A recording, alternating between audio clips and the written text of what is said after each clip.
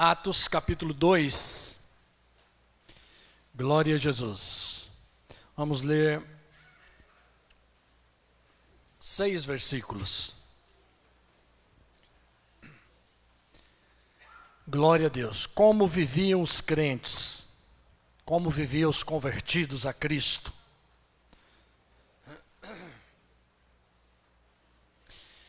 Glória a Deus. Quantos encontraram, digo amém. E perseveravam na doutrina dos apóstolos. Versículo 42, desculpa, Murilo, eu não falei.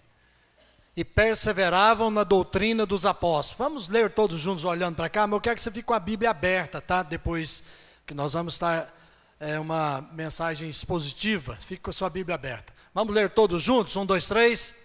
E perseveravam na doutrina dos apóstolos, e na comunhão, e no partir do pão, e nas orações. E em toda a alma havia temor, e muitas maravilhas e sinais se faziam pelos apóstolos.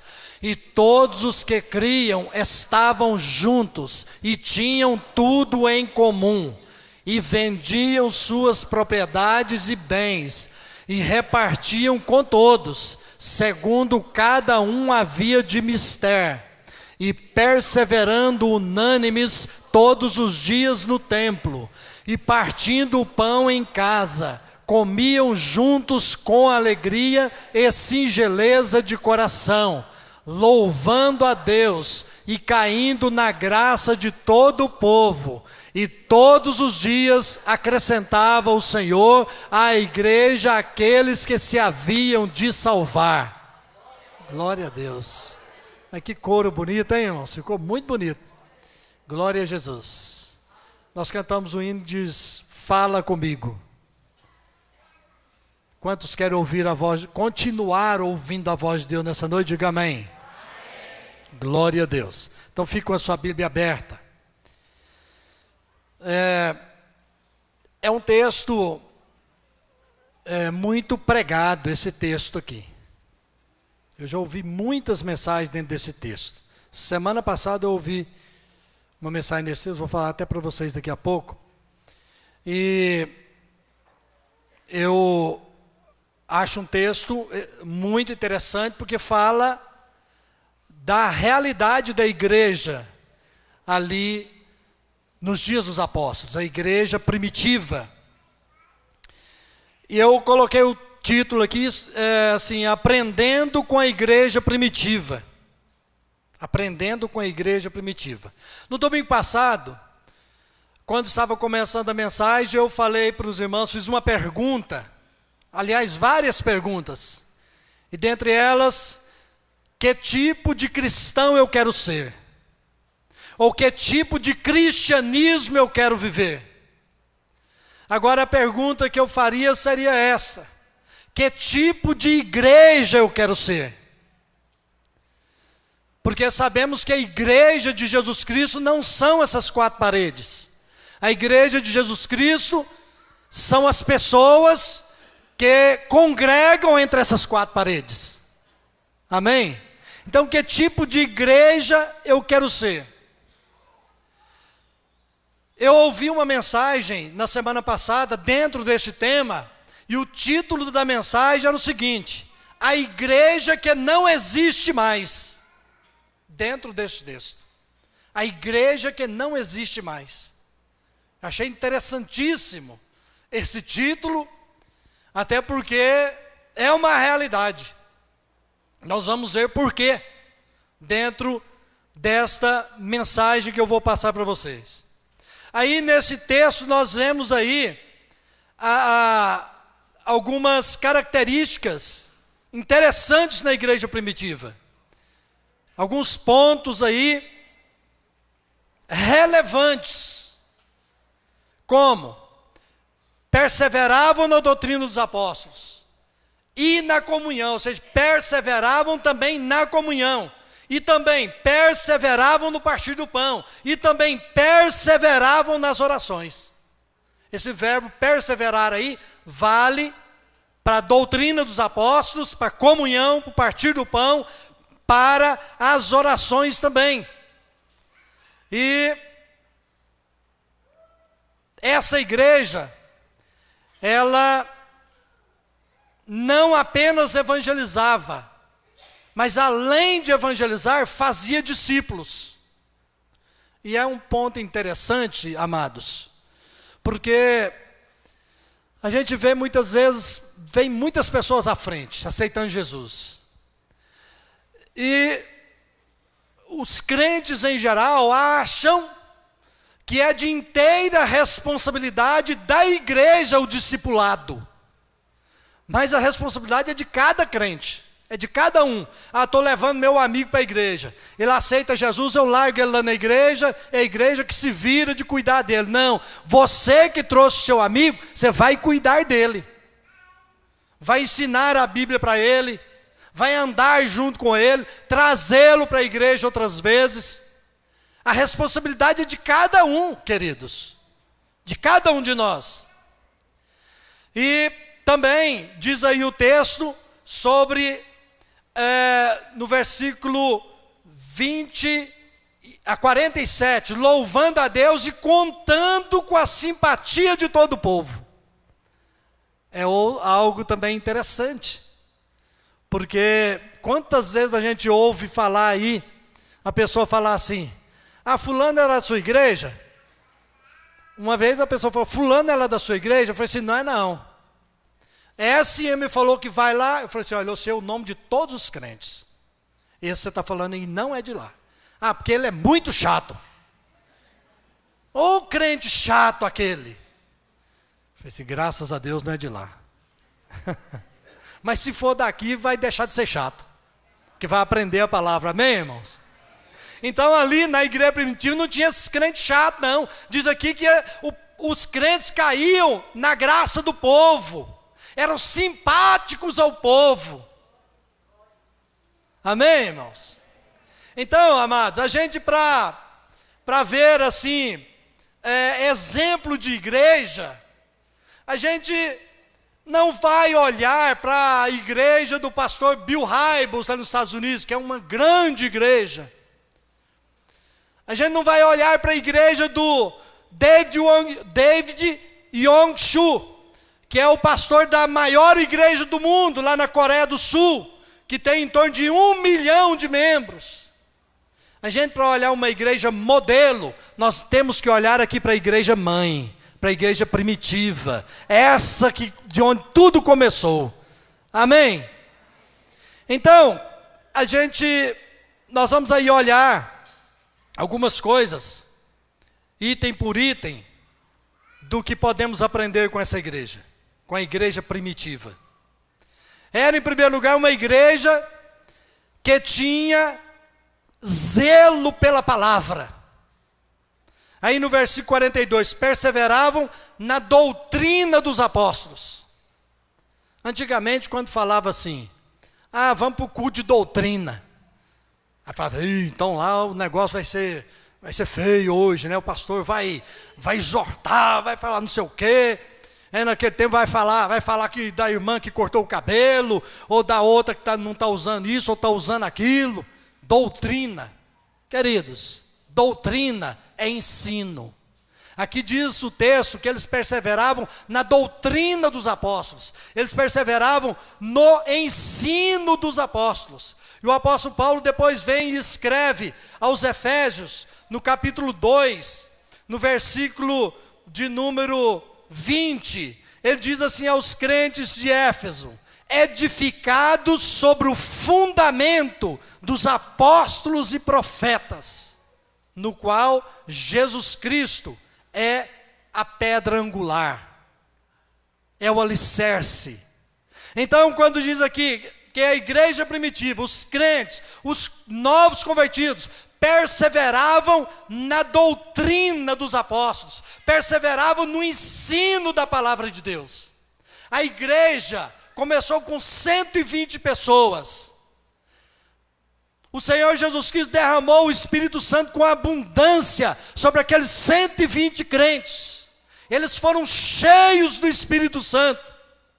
E ali, quando o povo de Jerusalém ouviu aquela gritaria, né, aqueles crentes orando alto e gritando, louvando a Deus, dando glória a Deus, aleluia, estava escutando em toda a cidade de Jerusalém. Eles foram para lá. Falaram, mas esse povo está bêbado, está tudo de fogo. Aí o Pedro levantou lá e olha, 9 horas da manhã nós não estamos bêbados não. Nós estamos cheios do Espírito Santo de Deus. E fez aquele que eu considero o maior e melhor sermão de toda a igreja até hoje. Foi o primeiro sermão no Novo Testamento, ou melhor, na nova igreja, ou na igreja que nascia ali. Quase 3.000 pessoas se converteram a Cristo. Você pode dar glória a Deus? Então, esses novos convertidos, esses quase 3.000 crentes, deu mais de 3.000, acredito que quase 3.000, eram uns 2.990, mas tinha mais 120, né, que era a igreja ali, os apóstolos, com aquela turma de irmãos ali. Então deu mais de 3.000, aqueles quase 3.000 crentes, eles ouviram a mensagem e depois perseveravam naquilo que era ensinado pelos pastores da igreja. Glória a Deus. Queridos, infelizmente, muitos crentes não estão valorizando o ensino da palavra. Nós temos aqui na igreja a nossa escola bíblica dominical, e está uma bênção, está uma bênção. Hoje, graças a Deus, essa aula aqui estava quase cheia de irmãos. A Hebe começou uma sala para as mulheres, e tinha umas 15 pessoas, umas 15 irmãs. Mas, nós precisamos valorizar o ensino da palavra, e perseverar no ensino da palavra.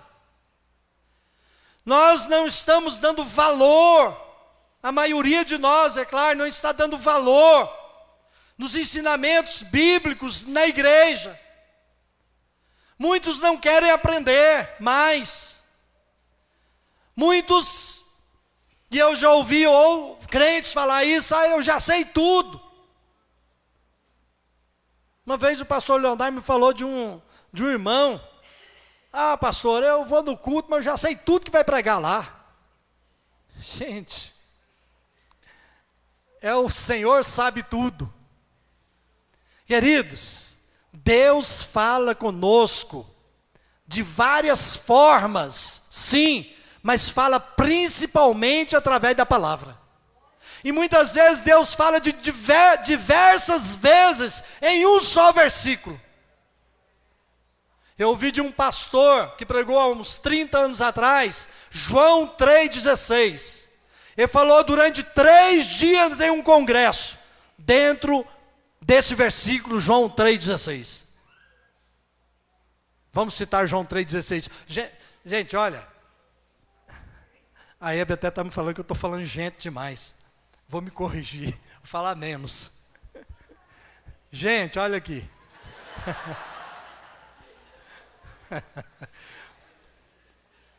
Tem crente que não sabe João 3,16. Coloca aí para nós, por favor, Murilo, João 3,16. Nós vamos falar de cor, todos nós vamos falar aí João 3,16 de cor. Escreve esse versículo num papelzinho e leva para o seu trabalho. Tem colantes com esse versículo, tem banners com esse versículo. Vamos lá, 1, 2, 3. Porque Deus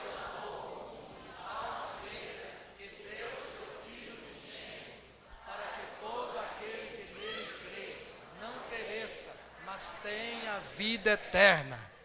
Aleluia! Glória a Deus!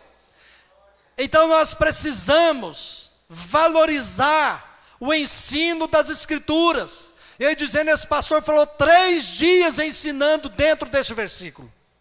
Pastor Antônio Gilberto. A gente sabe que no decorrer da história houve muitos desvios das verdades pregadas pelos apóstolos.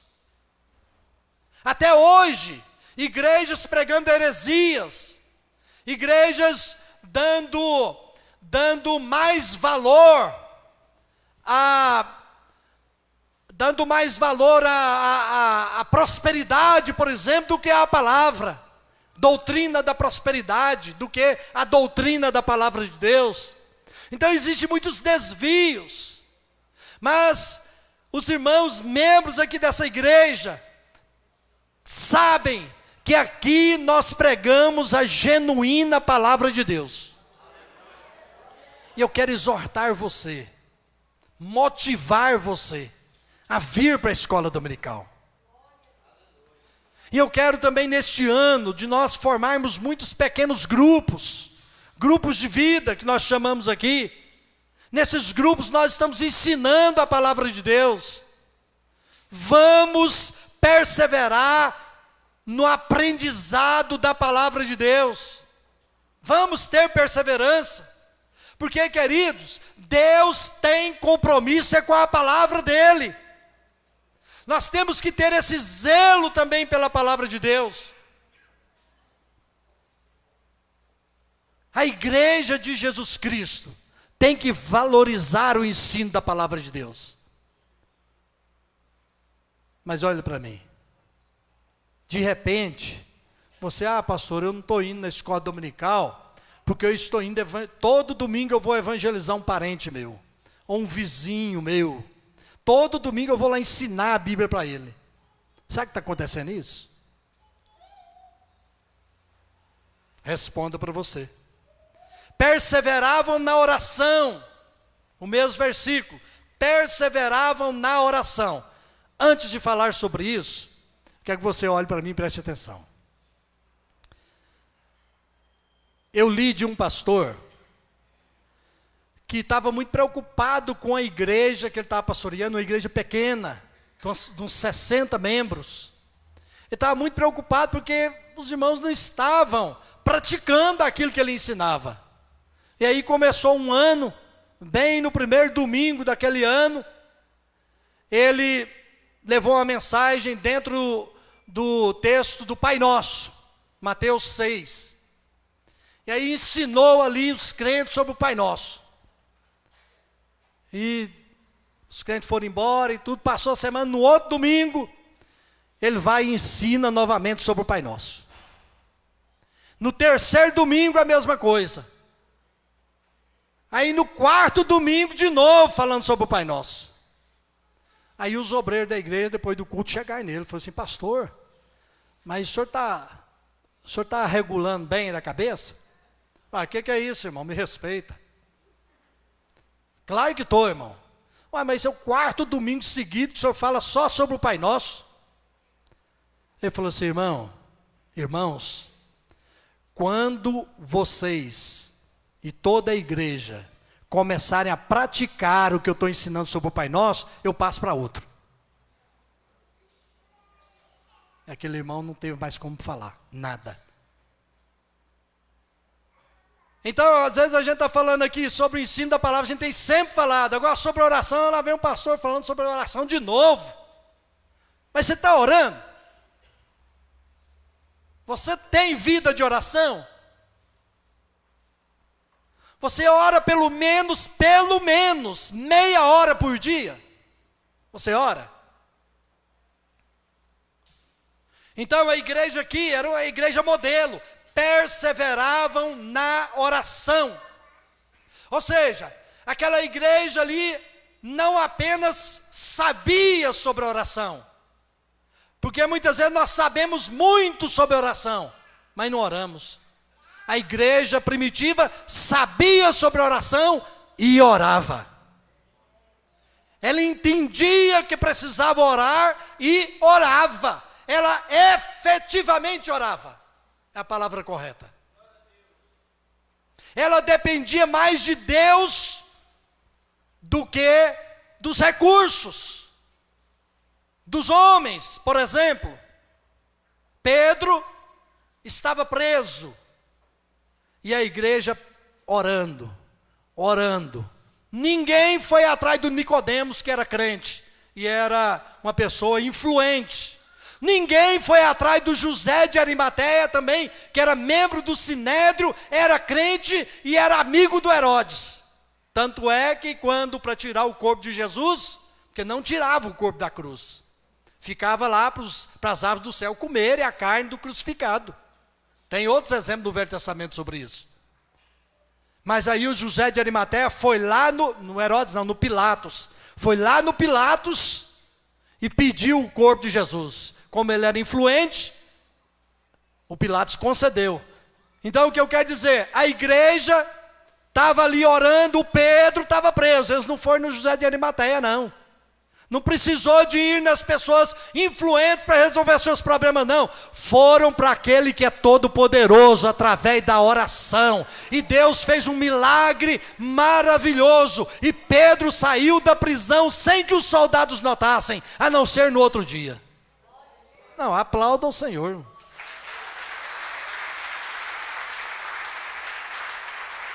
Glória a Deus. Perseveravam na oração. Nós temos outros exemplos em todo o livro de Atos sobre a igreja orando. Nos deixou exemplo de oração. Nós temos o culto de oração aqui na igreja. Agora na sexta-feira passada a gente estava aqui, foi uma bênção. Foi muito gostoso. Versículo 43. Em cada alma havia temor. Digam, havia temor. Digam, havia o temor de Deus. Meus irmãos, hoje muitos de nós estamos acostumados com o sagrado.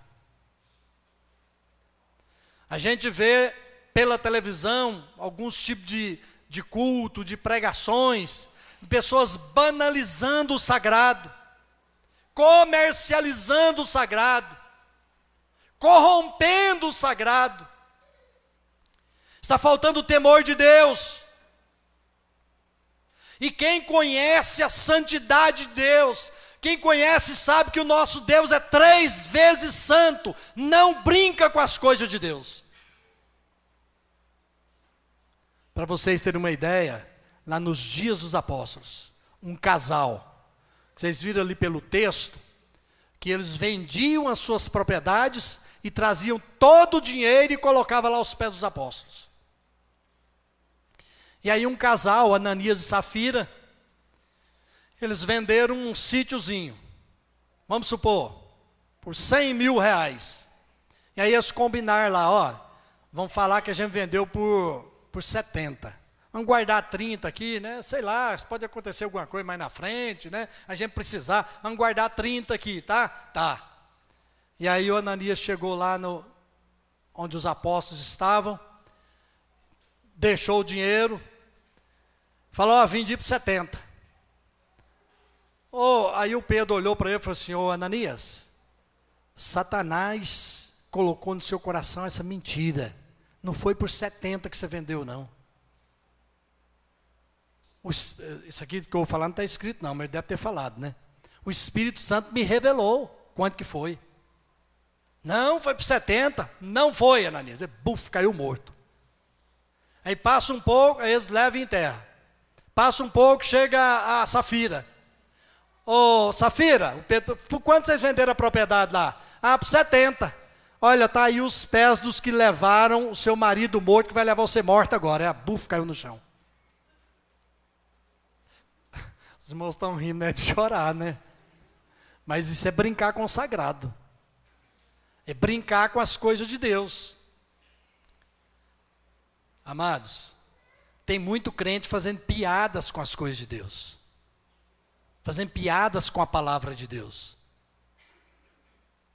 Muitas vezes até fazendo piadas com língua estranha. E eu vou repetir aqui algo que eu já falei algumas vezes aqui. Pessoas que por qualquer coisa, o sangue de Jesus tem poder. Por qualquer coisa, pelo amor de Deus, irmão. Toda hora, pelo amor de Deus, irmã. Pelo amor de Deus, meu filho. Pelo amor de Deus, fulano. Isso é tomar o nome de Deus em vão. Nós não podemos brincar com as coisas de Deus, porque nós conhecemos o nosso Deus. E a Bíblia diz, horrível coisa é cair nas mãos do Deus vivo. Então nós não podemos brincar, queridos, com o sagrado, fazer piadas com as coisas de Deus, começar a rir, né? O Salmo 1 fala daqueles que, bem-aventurado o homem que não anda no conselho dos ímpios, não se detém no caminho dos pecadores, nem se assenta na roda dos escarnecedores. Às vezes o crente pensa que o escarnecedor só que ele está lá zombando dos crentes, mas muitas vezes nós, crentes, zombamos dos nossos irmãos. Ah, você viu o irmão lá na hora de cantar? KKKK. Ah, você viu? Não podemos brincar com essas coisas. A igreja ali diz que havia temor de Deus na igreja. Mas também o versículo 43 diz que por causa de perseverar na doutrina dos apóstolos, por causa da perseverança na oração, por causa do temor de Deus que havia na igreja, milagres extraordinários eram realizados. Ah, pastor, por que não está acontecendo milagre? Eu oro e nada, eu oro e não acontece. Será que está perseverando na doutrina dos apóstolos? Será que está perseverando na oração? Será que há temor de Deus? Então cabe a nós respondermos. Porque quando aconteceu os milagres aqui, aconteceu no meio do povo de Deus que orava, que buscava, que tinha intimidade com Deus. Atos capítulo 3, está escrito que Pedro e João subiam para o templo, e diz a palavra de Deus que um homem ali que esmolava, pediu para eles uma moeda. Pedro e João falaram com ele, olhem para nós, e aí ele olhou, não temos ouro, não temos prata, mas o que nós temos nós te damos, levanta e anda no nome de Jesus Cristo. Levantou e andou, e foi atrás deles glorificando a Deus. Outros milagres aconteceram, muitos milagres. O próprio Paulo e Silas lá na prisão, um grande milagre aconteceu. Amados, em segundo lugar, a partir do versículo 46, nós temos uma igreja que reunia para cultuar a Deus. Reunia para cultuar a Deus. Versículo 46 diz: diariamente perseveravam unânimes no templo, tinham prazer de ir na casa de Deus, tinham prazer de ir para o templo. Será que todos nós podemos, como salmista, não sei se é o Salmo 121 ou acho que é o 120, um daqueles, 122, 123, um daqueles ali, né? Entre os 120 e os 130. Depois tem o 133, eu vou falar dele. Esse falava assim, olha para mim aqui, o salmista falava assim: alegrei-me quando me disseram, vamos à casa do Senhor. Glória a Deus. Diga assim: alegrei-me por estar na casa do Senhor. Glória a Deus. O culto ali era alegre, era assim, prazeroso estar no culto. Não importava para eles quem ia ser o pregador, quem ia ser o ministro de louvor. Ah, mas quem vai pregar? Não chegava perguntando, quem vai pregar hoje, fulano? Ah, é o Mateus, é o apóstolo Mateus. Ah, o Mateus, que bênção que vai ser, hein? Ah, quem vai pregar hoje, pastor? É o Tiago, filho de Alfeu. Ah, é o Tiago. Ah, mas amanhã vai ser o Pedro, depois da manhã vai ser o João. Não importava quem era o pregador, quem era o ministro de louvor, quem vai contar um testemunho. Eles queriam estar juntos, cultuando a Deus, celebrando ao Senhor, glória a Jesus. Eles amavam a casa de Deus. Diz aqui o texto que eles se reuniam todos os dias, não mediam esforços para estar nos cultos. Gente, será que não vai parar, não? Mas eu quero falar para vocês. Olhe para mim, por favor. Abram bem os seus ouvidos. Para cá. Será que hoje é a mesma coisa? Do mesmo jeito? Será que hoje é do mesmo jeito? A gente vê, amados, o seguinte. A gente vê na igreja, aqui no domingo, uma igreja cheia. Aí no culto de quinta, já o número diminui muito. Mas a gente percebe alguns irmãos, como tem um casal aqui, ele não veio hoje, que mora para baixo do presídio. Ele trabalha em Goiânia. E ele vem no culto de meio de semana também. Está aqui no culto. Eu sei que muitos estudam. Eu sei que alguns até trabalham à noite. Mas e os outros? Ah, estou cansado. Ah, trabalhei muito. Estou estressado. Mas aquela pergunta, quem não está? Quem não está? Amados, nós precisamos rever nossos valores. Nós precisamos rever nossos princípios. Veja bem, lá no capítulo 2 de Apocalipse, o Senhor Jesus Cristo manda João falar para aquela igreja: olha, eu tenho, porém, contra ti, que vocês aí da igreja de Éfeso, a igreja pastoreada por Paulo, pastoreada por Timóteo, pastoreada pelo apóstolo João, a igreja em Éfeso, Jesus manda falar para eles: olha, eu tenho, porém, contra vocês, que vocês abandonaram o primeiro amor. Vocês estão fazendo boas obras, vocês estão evangelizando, vocês não aceitam mentira no meio de vocês, vocês não aceitam heresia no meio de vocês, mas vocês abandonaram o primeiro amor. E essa questão no bojo desse primeiro amor está o amar a casa de Deus, o amar as reuniões da igreja, o estar junto com os crentes. Queridos, sexta-feira, depois do culto de oração, nós tínhamos umas 20 e poucas pessoas aqui, mas todo mundo ficou aqui na frente, a maioria conversando, batendo papo, contando bênçãos. Então é a comunhão. Uma igreja viva tem alegria de estar na casa de Deus para orar, para louvar e para adorar o nosso Deus. Uma igreja viva tem essa alegria. E a comunhão nos templos, nas igrejas, na história da igreja, essa comunhão, esse congregar, é uma das marcas da igreja. O congregar, o estar junto. Eu estava li uma reportagem sobre um missionário, que foi pregar na China, no século XIX. E hoje já se fala que a maior igreja não é a do David Yong-Shu, na Coreia, mas é a igreja na China.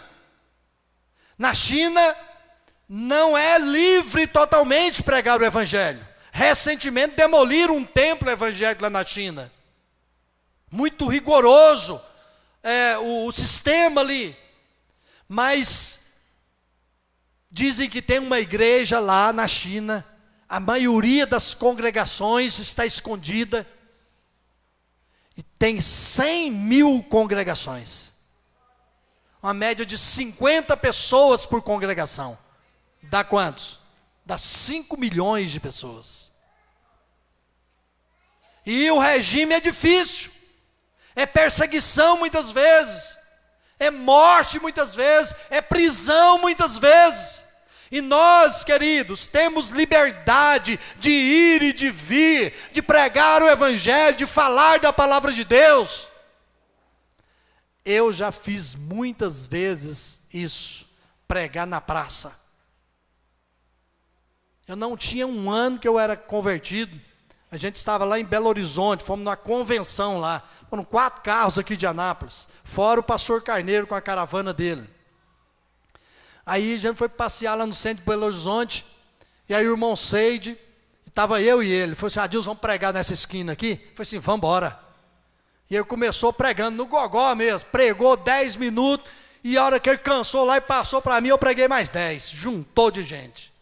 Aqui na Praça do Avião agora, que é a Praça Americana do Brasil, eu e ele, a Hebe, ele e a esposa, nós já pregamos muitas vezes, com megafone ou no gogó, ou com microfone do jeitinho, todo domingo está lá na praça pregando. Todo domingo. Agora, a gente coloca muitas dificuldades. A gente coloca muitas dificuldades, gente.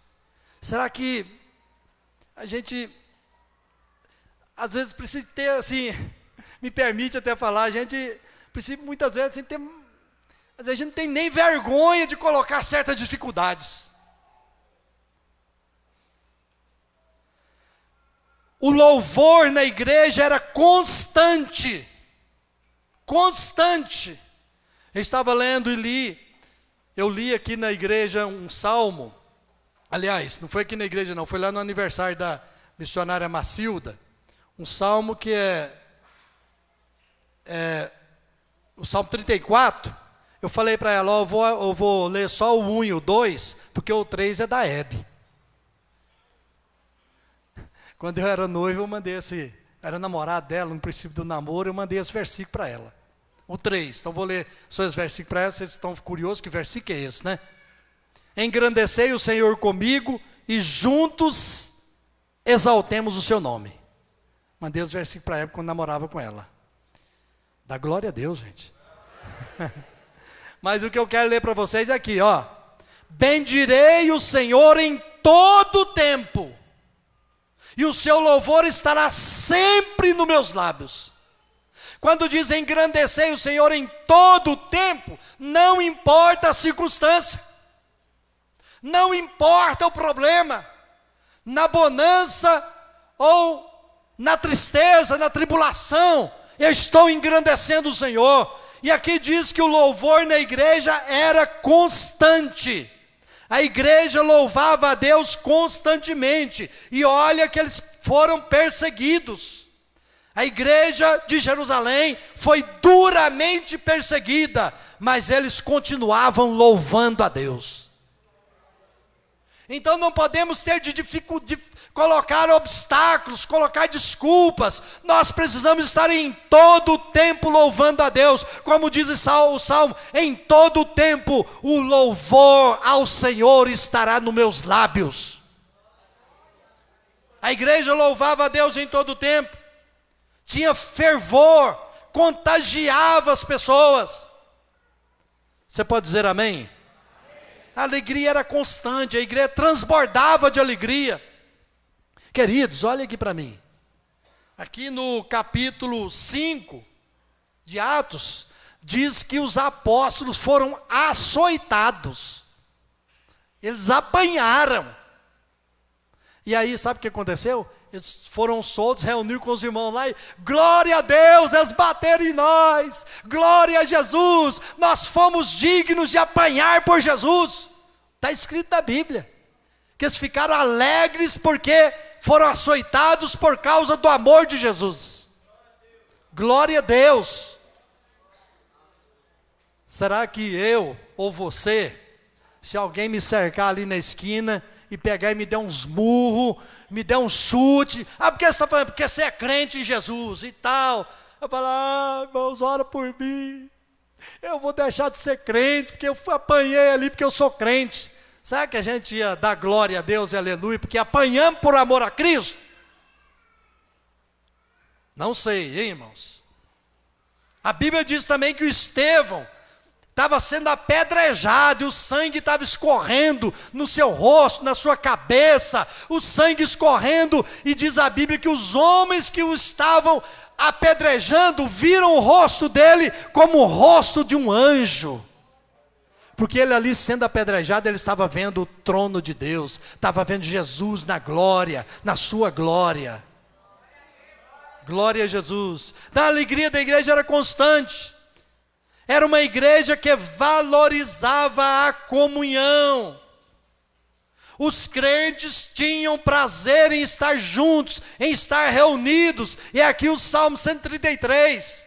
Ó, quão bom e quão suave é que os irmãos vivam em união. É união, não é unhão, não. Vivem em união, não. É união, tá, queridos? Ó, quão bom e quão suave é que os irmãos vivem em união. Porque será como o óleo que desce sobre a cabeça de Arão, escorre pela sua barba e suas vestes. Amados, quando há a união do Espírito Santo, todos nós temos o Espírito de Deus em nós. E o Espírito de Deus traz essa comunhão que temos com Deus e a comunhão que temos uns com os outros. Então, a amargura tem que ir embora, o ódio tem que cair fora, a raiva não pode existir no nosso coração. Nós temos que estar em união, em unidade uns com os outros. Você diz amém? Glória a Jesus. Os crentes eram sensíveis para ajudar uns aos outros. Versículo 40 e 45. Converter o coração e o bolso também. Desapego aos bens, apego às pessoas. A Bíblia diz que quem não ama seu irmão não pode amar a Deus. E eu quero aproveitar e falar algo aqui, que o Natanael Júnior, parece que ele não veio agora à noite. A gente estava comentando ali, depois da escola dominical hoje, eu achei interessante. Ele morou nos Estados Unidos há alguns anos. E ele me contou que conheceu alguns judeus lá. E ele falou que os judeus são muito unidos. Ele falou que um amigo dele trabalhava para um judeu. E esse judeu quebrou financeiramente. E aí o amigo dele até falou para ele, para o Natanael Júnior, falou assim, meu patrão está pior que eu agora, eu estou pagando pizza para os filhos dele. E aí os judeus, amigos desse judeu, ficaram sabendo, reuniram todos, foi lá na casa desse judeu, ou foi lá na sinagoga deles, melhor dizendo, lá na sinagoga, chamaram esse judeu, que estava quebrado, e falou assim, nós vamos ajudar você. E cada um investiu alguns milhares de dólares naquele judeu quebrado. O homem reergueu financeiramente novamente. Glória a Deus. O que eu quero dizer com isso? É que nós precisamos conhecer aqui, irmãos, uns aos outros, né? Conhecer uns aos outros. Glória a Jesus. Saber que os irmãos, por exemplo, quantas irmãs aqui tem salão de beleza? Fique de pé, por favor, Ana Cláudia, a Fátima, a Marisa, a Vânia. Essas 4 que eu estou lembrado aqui de cara. Tem mais alguém aí? Pode levantar aí, por favor. É bom as irmãs. A Flávia ali também. Mais alguém aí? E as que não vieram. Essas irmãs têm salão. E elas arrumam o cabelo igual ou melhores que muitas outras aí da cidade, famosas aí. Então, você, irmã, meu cabelo é porque não dá para ir lá para cortar, né? Mas as irmãs que eu conheço, por exemplo, o pastor Estevão, ele gostava de arrumar o cabelo dele quando ele pregou aqui, ele foi até lá no salão da Marisa, né? Tem o cabelo mais comprido. Mas o que eu quero dizer é o seguinte, procure essas irmãs, não é? A gente, por exemplo, o Gilberto tem com seus filhos, sua esposa, seus filhos, uma garagem de carro usado. Quando a gente vai trocar de carro, eu, o pastor Leonardo, Ricardo, outros aqui, a gente vai no Gilberto.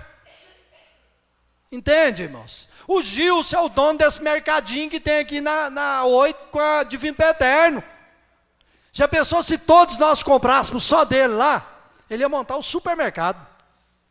Mas vamos ajudá-lo. Vamos comprar lá, você tendo oportunidade, principalmente os que moram aqui perto. Então nós, crentes, precisamos estar atentos a isso, para ajudar um ao outro. Quantos aqui não sabiam que o pastor Marcos Coelho, esposo da pastora Marisa, tem uma relojoaria, conserto de relógio? Quantos não sabiam, levante a mão. Só isso, a maioria sabia. E não está levando o relógio lá para arrumar, hein? Mas ele tem ali na Barão do Rio Branco. Está entendendo, gente? Nós precisamos disso, ajudar uns aos outros também nisso. E quando houver necessidade financeira de algum irmão aqui na igreja, muitas vezes a gente tira oferta para ajudar. A igreja primitiva fazia isso. E olhem bem para mim, isso é uma das coisas que esse pastor pregou sobre a igreja que não existe mais. Porque está cada um para si e Deus para todos. Então nós precisamos estar atentos para isso, irmãos. É uma igreja, finalizando, uma igreja que fazia a diferença na sociedade. O jeito que os crentes viviam era simpático ao povo. E através disso as pessoas iam se convertendo. A igreja era compromissada com a verdade. Era uma igreja santa, mas não era uma igreja farisaica. Os crentes eram alegres, eram íntegros, eram festivos, contagiavam as pessoas. Aquela pessoa passou, o que ele converteu, passou a ser um melhor filho, um melhor pai, um melhor comerciante. Melhorou em tudo e contagiou as pessoas. E Deus dava o crescimento para a igreja. Deus dava o crescimento para a igreja. Começou com 120, passou para 3.000, lá em Atos, quando aquele paralítico sarou, passou para 5.000, depois uma multidão, eles foram espalhados, e o evangelho chegou até atingir todo o mundo daquela época. Pode dar glória a Deus, irmãos. A igreja se expandiu para a Judéia, Galiléia, Samaria e até os confins da terra. Então, para terminar, o que eu devo fazer para a minha igreja crescer? Seria a pergunta certa? Talvez uma pergunta melhor seria, sabe qual? O que tem impedido a minha igreja de crescer? Eu estava lendo para o pastor Leonardo e o pastor Ricardo, sexta-feira, algo que o Márcio Kelly me trouxe sobre integração. E dizendo de um estudo feito no Brasil, é raro uma igreja que está crescendo mais de 10% ao ano. E nós aqui, irmãos, precisamos estar de antena ligada concernente a isso. Eu falei para os irmãos meu projeto de vida para esse ano, para nós ganharmos pelo menos 60 pessoas para Cristo. Pelo menos 60, que dá um pouquinho mais que 10%. Porque 10% é muito pouco. Mas eu tenho que trabalhar, você tem que trabalhar, nós temos que trabalhar. Nós temos que ser simpáticos às pessoas. Eu, como igreja, tenho que fazer a diferença no meio que vivo. Se eu convidar a pessoa para vir na minha igreja, se eu sou um crente de testemunho, eu acredito que ele vai querer vir. Fala, não, eu quero ir na sua igreja, porque crente igual você e tal, não sei o quê. Será que quando eu ou você convida alguém, fala assim, um dia eu vou lá. Às vezes a pessoa fala assim, 1 hora eu vou lá. Fala assim, 1 hora não tem culto lá. Só 7 horas da noite do domingo. 1 hora eu vou na sua igreja. Não, vamos fazer um compromisso de ir mesmo. Depois de ouvir a palavra de Deus, de pregar para essa pessoa, falar para vir. Às vezes ele fala que vem, não é? Agora, será que ele está falando que vem, mas não vem porque, não vou não, porque crente igual ele aí eu sou. Igual ele aí eu sou. Amados, nós temos que fazer a diferença no meio em que vivemos. Amém?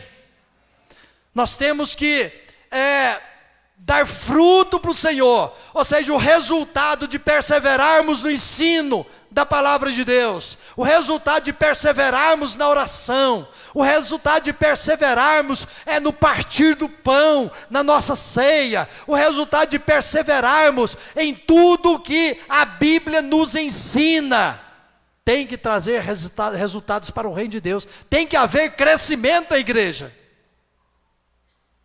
e você somos responsáveis por isso.